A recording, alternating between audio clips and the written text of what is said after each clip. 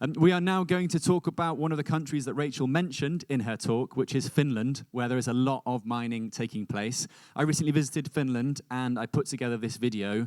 You can watch it on YouTube, but I've edited it today so that it's less like retention editing and for people that have serious attention issues, like myself.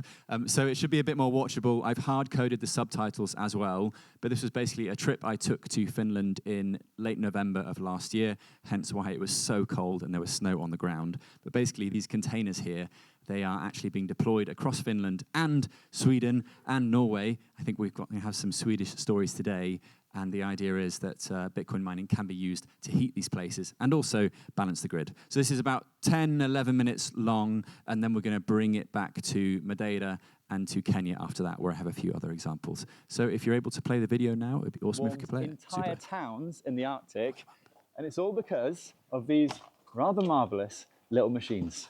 So this here is helping to heat entire towns in the Arctic. And in this video, I'm going to explain how, why, and everything in between. But first, let's go inside and warm up. It is so cold. I travelled to the Arctic Circle to visit the energy companies experimenting with a strange energy hack. These companies provide heat to homes, supermarkets, warehouses, and entire towns with these small, dumb machines. Most people think this technology wastes energy, or that it uses coal and gas, and it literally boils the oceans. Or, and this is my favourite, that it is going to use up all of the world's energy by 2020. Yeah, I know. Firstly, very briefly, the machines look like this, this, or this. And all they do is this. So there's chip which runs the calculation and therefore gets hot. That's Yanis from Power Mining. He's an expert in computer heat transfer. Exchanging all its electrical power into heat. And all these computers do is guess a really big number. Many people say that it's the dumbest computer in the world because it can only do one algorithm. So it's just guessing stuff. Just guessing numbers. If they guess the right number, they win a reward, which is worth about $300,000 plus something extra. A dumb machine which can get hot and is supposed to make money. Alright, enough games. What is this dumb machine? It's loud, it's hot, and it secures a $1 trillion network. It is the single most debated piece of technology on the planet, and usually the media hates it. That is a Bitcoin miner. That is, yes. Yep, you heard that right. Before we get to the Arctic Circle though, we need to understand this heat container tech in Latvia. So the focus here is not the hash rate, Right. which is nice to have and good to have, but it's actually the heat. So the Bitcoin miner is a boiler. It is. It actually is. Right. Just a very advanced one. Joe, are you well insured? This is completely safe. I guarantee. Here now is a dry cooler. Interesting thing is, in most Bitcoin mines where they use hydro cooling technology, this is the main cooling source. In our case, this is just a backup. This is just when the city doesn't need the heat at the scale that it's producing the heat. So it's like letting the steam go off into the air. Yeah, exactly. This is like the on top of the kettle, you know, you let the lid off and all the steam escapes. Precisely.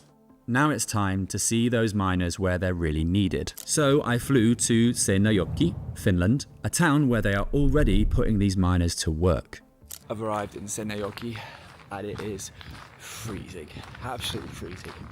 No wonder they need central heating here. Central district heating, aka heat networks, is pretty normal in the Baltics. Yanis told us it's common, and in Seinäjoki, all the heat to survive the winter comes from a centralized location. We are very, very north. It's 10 o'clock right now, and the sun is only just coming up. It's -6 today, which is apparently a bit warmer than it has been recently. So we're going to go to Seinäjoki's district heating center, where apparently they are using Bitcoin miner heat to heat homes. Okay. Oh look, there's a heater behind me. So this is one of the air cooling systems, no? Yes. So I'm Mikko from Miners Loop. I'm one part owner of this company also. Basically, I do all the technical stuff here. Now, there are 3 ways to distribute Bitcoin miner heat, but serious setups use 2, water and oil. This is also with water. Then there is this, almost 1 megawatt with oil. Now this is an immersion rig. basic immersion setup. Regular hydro miners use water pipes to cool down just the chips. But here, they just dunk the whole machine in a special non-conductive oil. It's like a thermal bath, meaning the efficiency is around 99%. You can touch it, but... You can touch it? Yeah. But after a week, you have still it in your finger. You can try to wash it off, but it doesn't wash off. All right, let's explain this setup local news reporter style. On either side of me, you have these Bitcoin mines sat in oil. And this oil gets really, really hot because all these Bitcoin mines basically dump their heat into the oil, which then gets passed through a heat exchange before being sent into town. The temperature is about 55, 60 degrees, which by the time it gets to people's homes, it could be 45, could be 50 degrees, which is ample for heating radiators, for taking a shower, for taking a bath, hot water generally, which homes need. But then on the other side of this plant, you have these heat pumps to take it up to 90 degrees. 90 degrees ensures that no matter where you are in the town, the temperature of the water or the temperature of that liquid reaching the towns is going to be at least 60 degrees, which is of course ample. We don't need much more than 60 degrees. These are the batteries that they keep stored up with electricity in the event that there are fluctuations or changes in how much they need to mine. Use actually in the old Tesla's batteries. These are old Tesla batteries? Yeah. To the environmentalists, I just don't know what the counter-argument for this is. Some critics claim that Bitcoin mining boils the oceans, but look at this report. Finland's electricity is almost 90% fossil-free. It runs almost entirely on a mix of renewables and nuclear. So these miners aren't plugging into coal plants. They are running on some of the cleanest power on Earth. If the source is renewable, we buy it and we make something out of it that is not burning or doing any pollution. I think that's like more than a good for our environment. So the guys behind me are heating Seinäjoki with Bitcoin mining, and yet the townspeople don't know about it at all, which is kind of amazing when you think about it. Heating homes is one thing, but out east, near the Russian border, the cold is brutal and the energy needs are higher. When Russia invaded Ukraine, everything changed for towns like this one. Finland had been buying Russian energy for decades. Then, almost overnight, that tap turned off. Hello from Kotka, and I've come out to Kotka, which is near the Russian border, because apparently there are, again, some Bitcoin mines being used. And Kotka is way bigger than Seinäjoki, way bigger. Here it's like serious, The first thing I found wasn't some gargantuan Bitcoin mine like we see on the news. It was this, an ordinary industrial area just a few miles from the Russian border, full of independent mining setups that take advantage of Finland's very cheap and 100% green electricity. I'm going into one of Finland's largest Bitcoin mines. Let's go. Oh, you can hear it? Yeah. Okay, so the mines keep the entire facility warm. Yeah. Wow. It's hot. Yeah. Really hot. Now these things are Bitcoin miners. They are dumb machines that do one thing incredibly well. They crunch numbers to secure the Bitcoin network. And much like an old, overworked PC, they also give off a lot of heat. Some miners see the heat as an inconvenience. But in Finland, freezing is the factory setting for half the year. That heat isn't waste, that's the product. Some of these operators are having fun with the heat tech. The Bitcoin miners generate so much heat, it makes sense to just leave the wood there and let it dry out over the winter. This isn't for commercial use, but it really highlights that Bitcoin miners generate a lot of heat. If I stand here long enough, I will start sweating. I've even seen a butcher in Helsinki using Bitcoin miner heat to make beef jerky.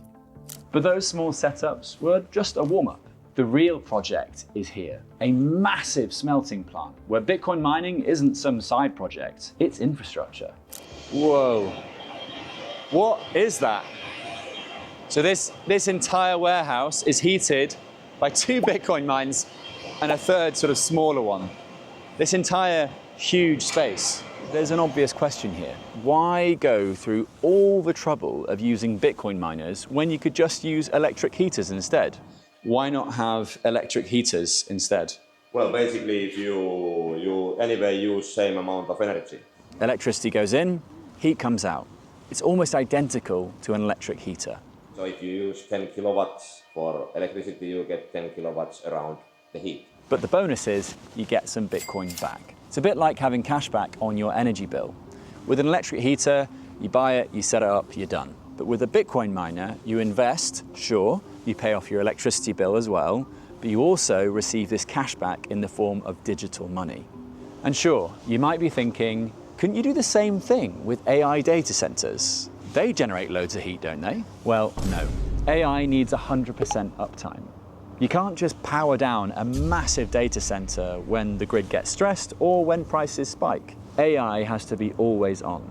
Put it this way, you'd probably cancel your Claude subscription if the AI just randomly stopped replying to you. And out here, with Russia next door, you're not exactly going to attract hyperscale AI campuses and NVIDIA-heavy server farms. But Bitcoin miners, you can shut them off like that. They're the most geographically agnostic, instantly interruptible load on the grid. When the grid is stressed, the miners power down. And when there's a surplus, they soak it up, turning that wasted electricity into heat and revenue. So basically, you've got this huge build out of renewable energies in Finland. Say the wind suddenly stops blowing. The Finnish grid will then tell these Bitcoin miners to stop mining and to turn off. It's called curtailment. And these Bitcoin miners can immediately shut off. We are so flexible. We can shut everything down in seconds. When there is a huge spike in demand, Bitcoin miners can power off. And this is called grid balancing. If the price is high, the demand is also high. We don't want to use it if someone needs it more than us. If someone needs it more, we can give it to them. It's all part of grid stability, which is more and more in demand when renewable energies are being built out more and more. Because renewable energies are not predictable, and nor are they very stable. You've got to have hungry consumers like yourself to lead to more energy production, which leads to more energy abundance, which leads to lower prices, and you keep going round and round like that. Yeah, that's like the cycle, yeah. That's the weird wonder of Bitcoin mining. It's this power-hungry, unfussy, and flexible load. Troy Cross calls it the dung beetle of energy. It feeds on what nobody wants and turns it into something useful. And that's why it works in Kotka. It could work anywhere else, to be honest. Interestingly, Bitcoin mining for heat is already, secretly, taking place across Europe. For my old job as a Bitcoin reporter, I actually covered a warehouse in Norway and one in the Netherlands that used Bitcoin miner heat for both tulips and to dry timber.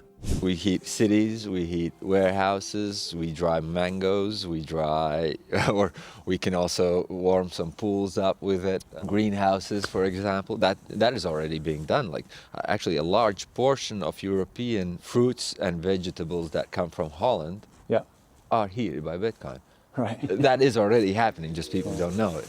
For those attending today's Energy Summit, I heat my home in Portugal with a Heatbit Bitcoin miner. And I have a friend in Cascais who warms his pool with Bitcoin miners. Yes, the winters in Portugal are short, thank God. But as this winter proved, they can also be pretty brutal. Got Bitcoin? Thanks. Thank you. I thought a talk like that would be much better than me presenting some slides, and it's also an excuse for us to sort of daydream a bit about what it's like to Bitcoin mine. And by the way, we are Bitcoin mining right now on stage. I set up 2 solo miners before coming on stage this morning, so if we mine a successful block, then dinner is of course on me.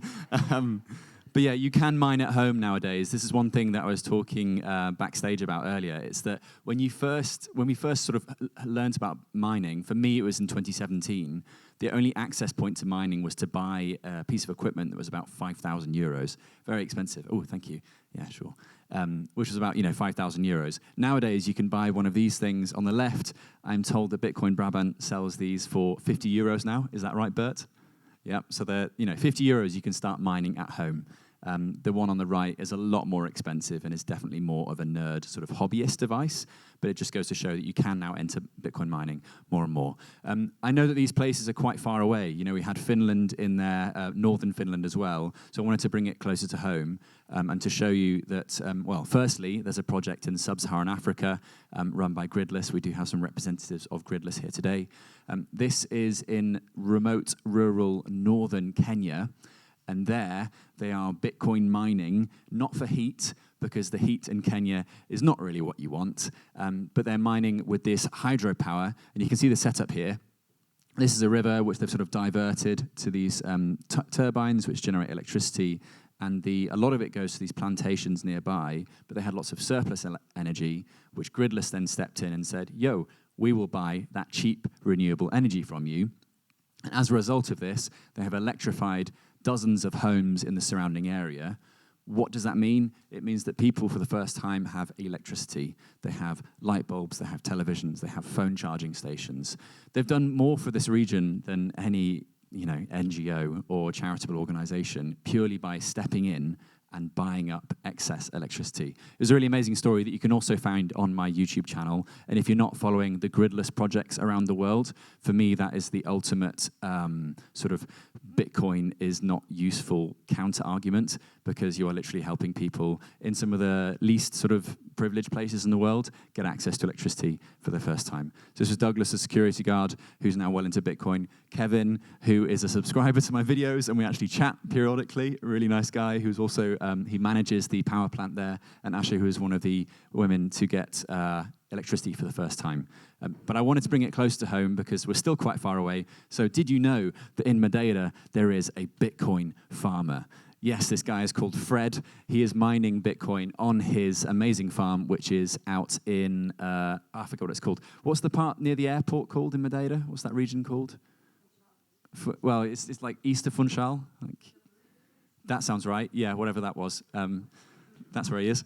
But he's up there. He looks down onto the airport, and he has this huge greenhouse, and he quit his job in IT about 6 years ago to become a farmer. Bit of a midlife crisis. I'll be there soon. And he decided to do it with Bitcoin in mind. So he keeps the worms warm with Bitcoin because he does vermiculture, because you can't be fully sustainable as a farm unless you're also dealing with the insects and the worms. And then he's got a miner, which you can see here, which keeps this greenhouse at a constant temperature of 25 degrees, and it keeps the humidity at the perfect level, something he didn't know prior to mining Bitcoin there. He has another 3, you can see the rest of them. I'll stand over here. So he has subsequent greenhouses going down the hill, and his plan is to build them all with Bitcoin in mind so that he can grow more and more wonderful Madeiran vegetables and fruit and lavender. I actually bought a money tree for my new house, because apparently you need a money tree there, which he grew with a Bitcoin miner heat, and I bought some lavender from him because naturally he accepts Bitcoin too. So I just wanted to prove that, yes, there are definitely people doing this in Portugal.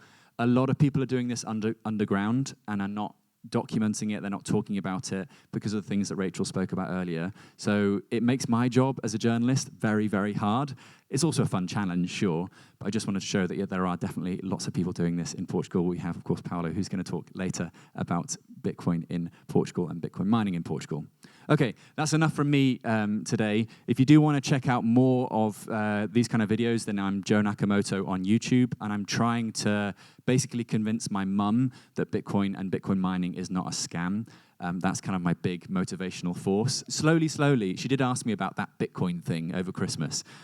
So we're getting there, slowly. But it's projects like these which really help to show that Bitcoin mining isn't used by nerds on the internet to buy drugs. It's actually stabilizing grids, electrifying homes in Africa, and keeping houses warm in Finland.